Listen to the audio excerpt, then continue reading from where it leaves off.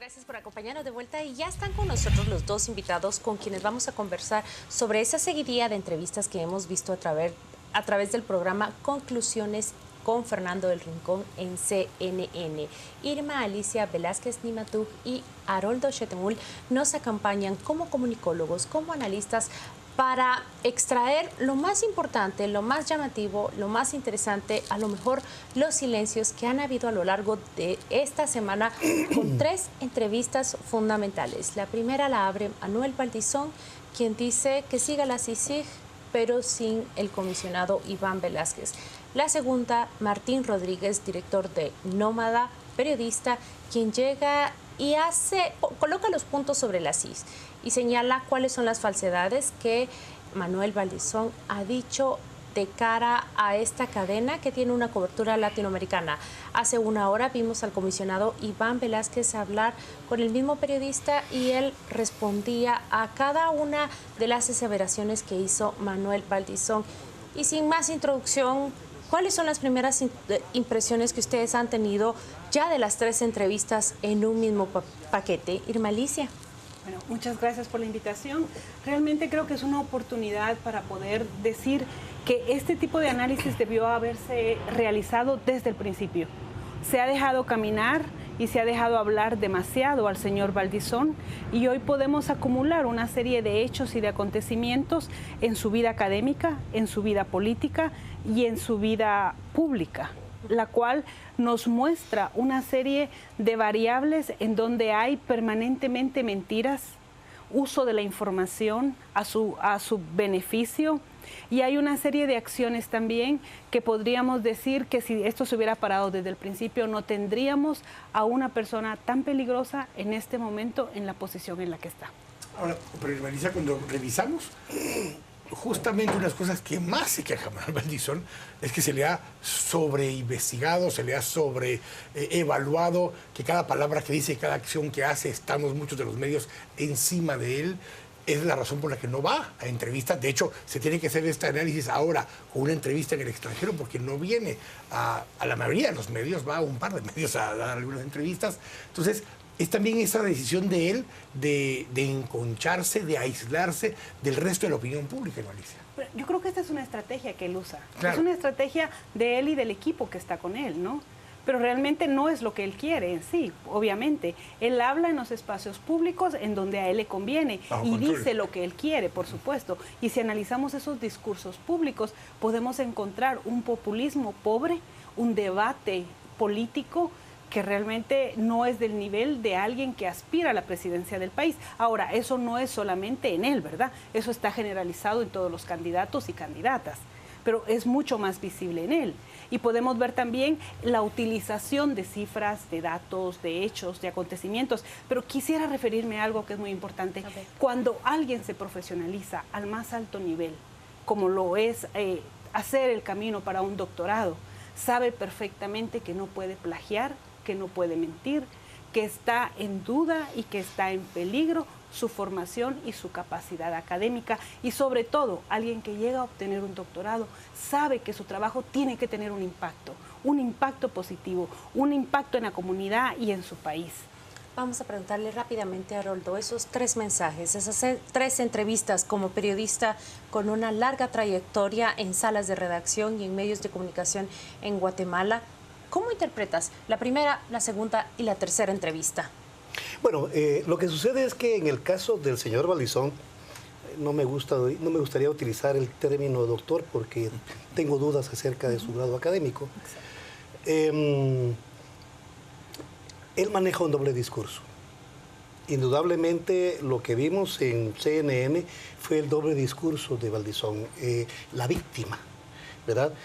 Lo que decía Quique en el sentido de que no viene a los medios independientes porque se le cuestiona demasiado, yo pienso que eso sería considerar que nosotros somos victimarios y no es así, ¿verdad? Un político cuajado en la lucha política debería estar acostumbrado al cuestionamiento constante, y si es una persona que no tiene una vida transparente, obviamente que va a resentir si se hacen preguntas muy fuertes, ¿verdad? Yo creo que en Guatemala hay una prensa independiente, una prensa que ha logrado traspasar los límites del oficialismo, y eso es lo que uno observaba en el caso de Nómada, o digamos la visión ecuánime, la visión certera que tiene Iván Velázquez. Eso nos permite verificar cuál es la diferencia entre una persona que se mueve en el ámbito de la justicia, una persona que se mueve en el ámbito del periodismo independiente, y un político que tiene un doble discurso y que siempre trata de esquivar la verdad a partir de una serie de denuncias, de falsedades.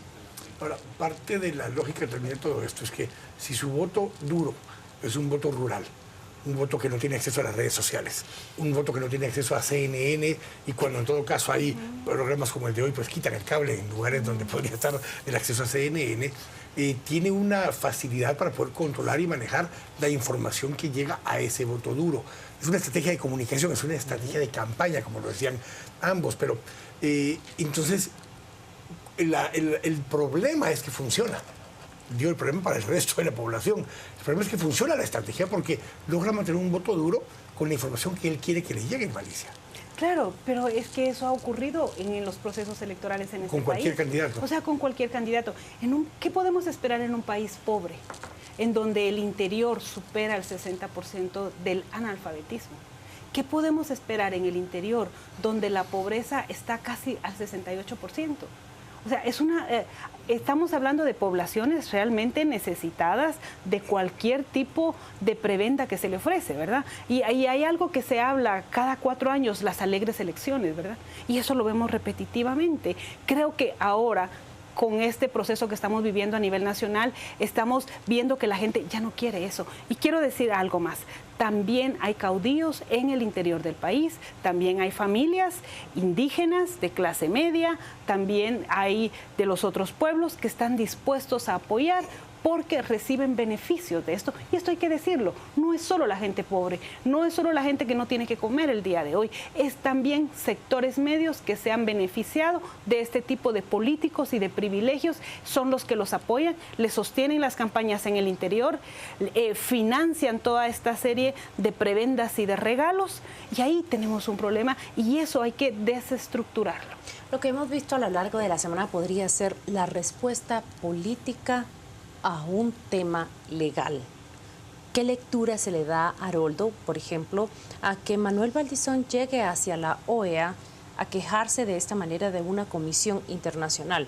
Hemos visto los diarios hoy forrados que manifiestan ese apoyo que recibe la CICIG de parte de organismos internacionales. Pero ¿cómo se lee desde allá esa visita y esa queja? Yo creo que el señor Valdizón ha perdido un poco la perspectiva en el sentido de considerar de que en el exterior puede manipular la información. En el exterior yo creo que tienen una perspectiva quizá más amplia y más certera acerca de lo que ocurre en Guatemala. Organismos como la OEA, la ONU, pues tienen información muy directa. Lo que sucede es que él cree que el exterior es como Guatemala. Vemos, por ejemplo, ¿cuál es la característica del líder? Líder es un partido que está asentado sobre la base de cacicazgos, ¿verdad? Él mismo es un cacique propietario del partido. Él no suelta la pelota, pues, él es el dueño de la pelota. Y para poder desarrollarse, se ha juntado o ha agregado a su partido una serie de cacicazgos. Y la mayoría de ellos, ese es uno de los problemas que le afecta fundamentalmente ahora al señor Valdizón, porque muchos de sus caciques son los cuestionados. ¿Y por qué son cuestionados? Son cuestionados porque sencillamente la práctica política que siempre han desarrollado y que para ellos es normal, ahora la estamos viendo como un perfil de corrupción. O sea, tenemos otra perspectiva de qué es la política, qué es la transparencia y qué es la corrupción. En cambio, él siente amenazado su territorio porque todo su andamiaje político está sobre la base de la corrupción. Los actos que hemos visto a lo largo de la semana son entonces eso. Él se siente amenazado, así debemos Exacto, de y por lo tanto él está pegando el grito ante el exterior, miren cómo me están atacando, pero en realidad no es un ataque contra el partido líder, no es un ataque contra la clase política en general. Si vemos el caso, por ejemplo, de los hermanos Barquín y del señor Martínez Loaiza, no es contra el líder, era una investigación anterior del partido Gana. De hecho, era la alianza Unegana en ese momento. Sí, Unegana. Y lo que sucede es que ahorita lo está tocando porque él incorporó a esa gente a su partido. Pero profundicemos en esa misma línea. Mirza Arriaga, electa por la UNE. Luis Chávez, electo por la UNE. Así es. O sea, eran candidatos que fueron electos por otros partidos, pero que buscando esos cacicazgos de los que hablaba Haroldo, los atraen. Hoy el caso de Jorge Rizo, porque es una estructura similar, pero en este caso del Partido Patriota. O sea, esas estructuras que están mostradas en el informe de la CICIG, donde habla de la estructura esta de corrupción, son esos líderes locales, alcaldes, que por medio de diputados distritales generan estas estructuras, facilitan recursos, muchas veces provenientes de actos o de corrupción o de actos ilícitos en el sentido de crimen organizado, y eso es lo que está financiando las campañas. Entonces, cuando se está atacando estas estructuras, va a tocar a los partidos que tienen a esos diputados. Es casi como darle vuelta a la tómbola que tienen en el Congreso, y si sacamos un numerito, pues la mayoría van a salir del líder ahora, porque la mayoría están en líder en este momento. Eso es lo que estamos viendo reflejado en Malicia. Por supuesto, pero hay algo más. Valdizón tiene el síndrome del Salvador. Él se siente un Salvador. Él asume el rol de que va a ser el Salvador. Y véanlo en las fotografías. Por ejemplo, 10 años recorriendo el país y sale abrazando a indígenas de diferentes regiones. Salen hermanos, hermanas garífonas, salen de regiones sumamente pobres como Nahualá. Y salen de... Uno puede darse cuenta entonces el papel en el que él se pone. Solo el pueblo salva al pueblo, utilizando refranes, eslogans relacionados a un momento pasado de Guatemala, en el cual la gente asumía eso como la posibilidad de cambio del Estado. A él también lo asume. Cada una de las propuestas que salen de la sociedad civil, él las toma, las convierte y las hace suyas. Acuérdense cómo le decían en el Congreso antes a Valdizón, el diputado copy and paste. Porque era eso, copiaba y pegaba y sometía a una serie de leyes. O sea, vemos una persona egocéntrica totalmente, y esto es peligroso. Hay muchos casos de estos en América Latina. Haroldo, estás viendo estas elecciones en el año 2015 y quisiera hacerte una pregunta. ¿Encuentras una comparación, encuentras una referencia comparativa con las elecciones, por lo menos desde la democracia, desde el 85 hacia acá? No, este es un proceso totalmente atípico, es un proceso extraño para el andamiaje político del país, porque las anteriores elecciones, si bien se han desarrollado sobre las mismas estructuras políticas, no habíamos llegado al nivel de corrupción que existe en la actualidad. Pero tenemos que introducir un elemento extraño en este proceso electoral. Extraño en el sentido de que anteriormente no habíamos visualizado la justicia como un elemento, un actor fundamental que modifica la coyuntura política. Y la CICIG y el Ministerio Público han introducido ese elemento en el cual nos han hecho ver a los guatemaltecos que hay algo extraño en el comportamiento de los políticos que no podemos aceptar. Y aquí quiero hacer una pregunta en segunda parte, Irma Alicia. ¿Hasta qué punto crees que va a modificar el presente proceso electoral esta cruzada que han emprendido el Ministerio Público y CICIG? Miren, yo creo que esto es irreversible. Yo quiero verlo así. Creo que muchas personas, hombres y mujeres de este país que trabajan todos los días, que están cansados de la corrupción, que ya no quieren seguir haciendo cola para conseguir una cama en un hospital, que no, veamos las cárceles, está la gente más pobre en las cárceles. Ustedes en el programa anterior estaban mostrando esas debilidades profundas del sistema de justicia.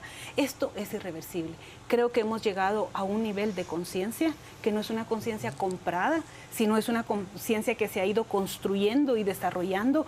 Y quiero pensar que junto a las nuevas generaciones vamos a tener la posibilidad de construir otro país. Dos preguntas distintas para ambos. La misma pregunta a los dos. La pregunta que le hizo Fernando del Rincón a Iván Velázquez Gómez. Él fue muy cauto en su respuesta. Sí. ¿Es la CICIG la que hizo la diferencia en este momento y en esta etapa de Guatemala? Yo diría sí y no. Sí, porque fue el motor. Digamos, fue el elemento que detonó la conciencia ciudadana. Pero yo creo que los guatemaltecos, y lo asumo así porque yo he sido uno de los que he participado en las manifestaciones de los días sábados, ha demostrado que los guatemaltecos podemos manifestar con una conciencia política y también con una madurez pacífica, ¿verdad? Ya no estamos hablando de las manifestaciones aquellas de los bochinches, sino estamos hablando del ciudadano que en forma correcta manifiesta, que incluso se lleva su basura. Y que con su sola presencia quiere manifestar que aquí está. Yo le quería hacer la misma pregunta de la Malicia. ¿Es la CICIG? Porque, de verdad, el comisionado la eludió por completo y no quiso responder de frente, pero como guatemaltecos nosotros tenemos que poder reconocer que es la CICIG la que vino a hacer ese chispazo que hizo la diferencia. Bueno, yo creo que la CICIG es un actor fundamental y vemos el trabajo que ha hecho el comisionado Iván Velázquez. Ha sido realmente de muy alto nivel técnico. No ha sido una persona que ha buscado que la comisión gire alrededor de él. Ha tratado de mostrar todo trabajo, que todo se ha realizado como un trabajo en equipo, pero también ha sido como un ejemplo, diciéndole a la gente, este es su país, vean cómo tienen a su país. Tienen que cambiar su país. Pero perdón, y esa era la última, perdón, Claudia, porque esa era justamente el seguimiento. Iván Velázquez Gómez, sentado acá con nosotros el domingo pasado, en el cierre del programa, hizo ese comentario. Dijo, podemos seguir metiendo a gente presa. Y todos los malos o muchos malos pueden estar en la cárcel. Pero si no hay otras personas que empiecen a ocupar esos espacios, esto no va a cambiar. Van a cambiar los nombres de las personas, pero no va a cambiar porque el mismo estilo de gente va a llegar a ocupar esos espacios. Entonces hizo un llamado a la ciudadanía. No solo que nos reclamemos y nos quejemos, a que actuemos y hagamos una ciudadanía diferente. Allá en Colombia la llaman la ley del atajo. O sea, que dejemos de ser de esa ley del atajo. Eso implica que como ciudadanos dejemos de ser partícipes de esto que estamos viendo. Por supuesto, y quiero poner un ejemplo claro en la SAT. ¿Quiénes están llenando esos espacios de quienes se fueron? O sea, solo veamos el IX, ¿quiénes están llenando esos espacios de toda esta mafia que fue tomada? Y así podemos ir viendo, ¿no? Los espacios que se quedan vacíos en los partidos políticos prácticamente. ¿Cómo creamos otros partidos políticos que no giren alrededor de una persona? Que sean equipos de trabajo, que estén los mejores hombres y mujeres de este país. Esos son los hombres y mujeres guatemaltecos que queremos en esos partidos políticos. También quisiera aprovechar y añadir a la pregunta de Quique Godoy la presencia y la actuación de la fiscal general Thelma Aldana, que para muchos y que se debe admitir públicamente la equivocación que tuvimos muchos al interpretarla de una manera, pero que sus actos a lo largo de estos meses nos han demostrado cuán equivocados estábamos. Juan Luis Font ha firmado una columna que dice felizmente equivocado, y qué bueno cuando uno se equivoca de esa manera. Igual también yo quisiera que estar equivocado en el caso de la Corte Suprema de Justicia, porque siempre hemos cuestionado la forma en que tanto los magistrados de la Corte de Constitucionalidad, de Apelaciones y del Ministerio Público fueron electos. Pero esperemos que tengan una actitud digna y honesta frente a esta serie de hechos que están cambiando la faz de Guatemala. Yo también comparto el criterio de que Iván Velázquez, el jefe de la CICIG, ha sido fundamental y qué bueno que está con nosotros. Pero pienso que los guatemaltecos también tenemos mucho camino por delante. Toda esta serie de investigaciones y de revelaciones no va a significar que por arte y magia la corrupción se vaya. Indefectiblemente vamos a tener mucho camino por andar, pero yo creo que los guatemaltecos podemos ahora tener una perspectiva más amplia en el sentido de reclamar, de exigir y de poder hacer cambios. Apenas empieza, como ha dicho Quique Godoy en sus redes sociales. Les tenemos que agradecer a ambos por acompañarnos y contribuir en este espacio para el debate, la conversación y el análisis de los hechos que suceden en nuestro país. Y ahora vamos a escuchar qué nos dice Juan Carlos Sandoval de lo que se lee en nuestras redes sociales. Gracias, licenciada Méndez Arriaza. Vamos a las redes. Juan nos plantea: cantamos victoria con la CICIG, pero ¿cuántos han sido condenados? ¿Qué indicios nos sirven para ver avances? Es lo que plantea Claudia. sí tiene razón en algunas cosas, pero se están pasando de la raya, haciendo cosas que no les corresponde, es lo que plantea Claudia. Néstor, pues el pueblo no es ignorante, la mayoría de los partidos sobrepasaron el presupuesto, investigan a todos. Denis nos dice, el financiamiento ilícito es fraude electoral. Jacqueline, las aplanadoras en el Congreso no las elegimos los ciudadanos, Dios los cría y ellos se juntan. Y Lisa, excelente análisis de Irma, es lo que nos plantea. Y Pablo, honestamente da miedo estos candidatos mesiánicos. Son los mensajes que tenemos esta noche en las redes sociales. Por supuesto, vamos a ir a la pausa, hablaremos de deporte y entraremos directamente al debate. Esta noche, Quique Godoy y Edgar Ortiz hablaremos acerca de este caso de narcopolítica en el puerto de San José. No se lo pierda en el debate a las 10 p.m.